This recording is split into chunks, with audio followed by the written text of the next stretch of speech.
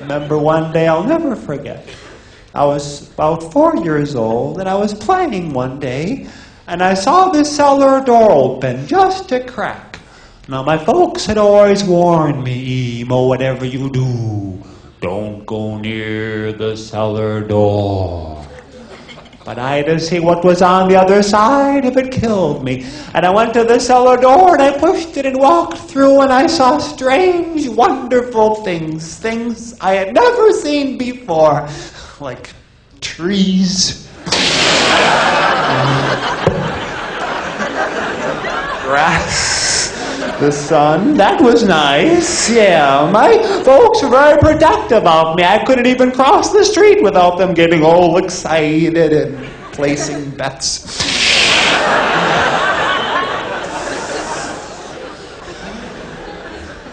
One night my dad was tucking me into bed with the staple gun.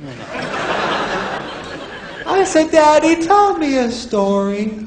He said, Emo, I need my sleep. I have to look for work in the morning. I said, come on, tell me a longer one.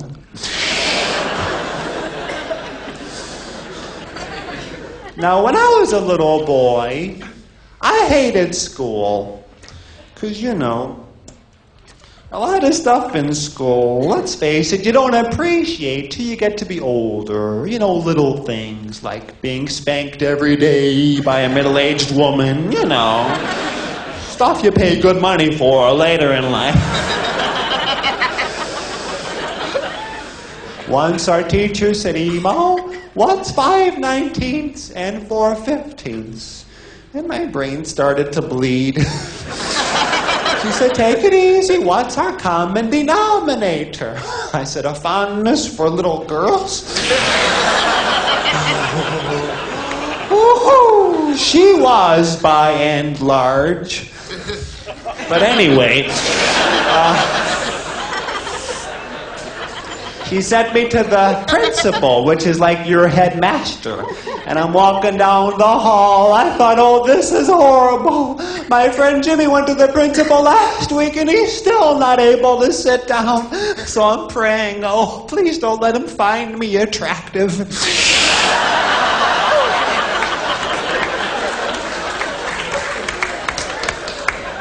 I sit down. He says, Emo, Emo, Emo. I said, I'm the one in the middle, you drunken slob. He said, I can expel you. I said, you'll have to catch and eat me first. You know, he's chasing me all over. He said, Emo, you have to go to the school psychologist. I said, why do I have to go to the school psychologist? So he shows me the petition.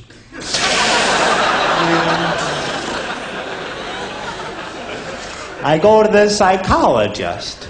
He says, what does this ink blot look like to you? I said, it's kind of embarrassing. He said, everyone sees something silly. Just tell me what the ink blot looks like to you. I said, well, to me, it looks like standard pattern number 3 in the Rorschach series, the test for obsessive compulsiveness, you know, but that's just me. And he gets depressed. I said, okay, it's a butterfly then, you know. He says, what does this ink blot look like? I said, it looks like a horrible, ugly blob of pure evil that sucks the souls of men into a vortex of sin and degradation. He said, no, the ink blot's over there. That's a photo of my wife you're looking at. I said, oh, was I far off? He said, no. And he gives me a chocolate Easter bunny. And I eat the chocolate bunny, and I think, wait a second, was this a test too? He says, yeah. I said, what does it mean? He said, well, had you eaten the ears first, you'd be ambitious. Had you eaten the feet first, you'd have an inferiority complex. Had you eaten the tail first, you'd have latent homosexual tendencies. And had you eaten the breasts first, you'd have a latent Oedipal complex. I said, well, go on. What does it mean when you bite out the eyes and scream, stop staring at me?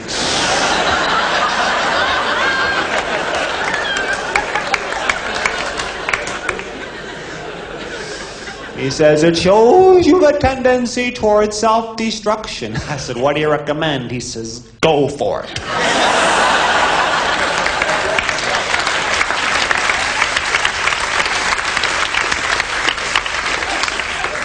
That Friday afternoon, I'm walking home from school, and I'm watching some men building a new house. And the guy hammering on the roof calls me a paranoid little weirdo in Morse code.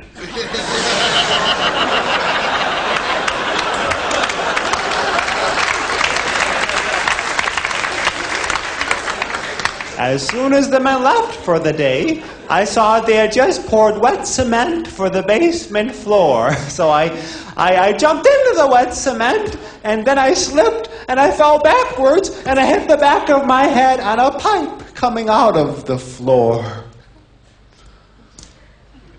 When I came to, early the next morning, the pipe held my head above the surface, while the rest of my body below the neck was completely covered by the now hardened cement.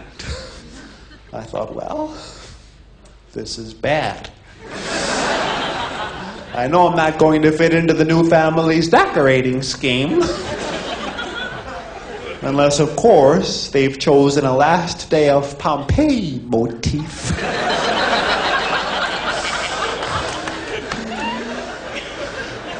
So I'm lying there hour after hour after hour, and then my friend Jimmy Peterson comes to the window. He said, Emo, are you stuck in that cement? I said, no.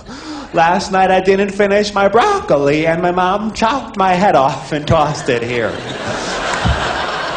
And he screams and runs away. So the next morning, I'm still lying there, reflecting on how there's a time and a place for sarcasm.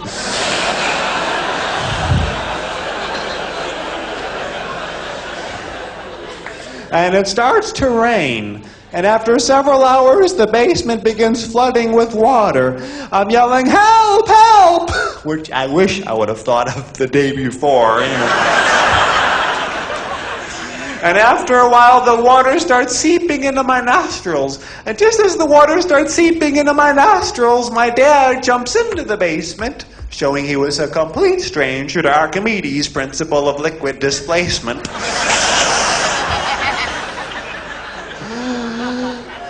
So I'm trying desperately at this point to evolve a blowhole. But my dad takes out a flashlight, a torch, and he puts the cylinder part into my mouth so I could breathe through it like a snorkel. So now I'm choking on the batteries. But my dad takes out a chisel, and before you could translate the book of Maccabees from Hebrew to Lithuanian, he frees me from the cement. He said, well, Emo, I had you out in no time at all. I said, well, geologically, perhaps, And I guess the circumcision was an extra bonus. He said, no, no pain, no gain. I said, well, no rhymes, no moronic generalizations. And he grabs me by the throat, says, no air intake, no smart comments, Buster. I said, no free hands, no protection to the groin.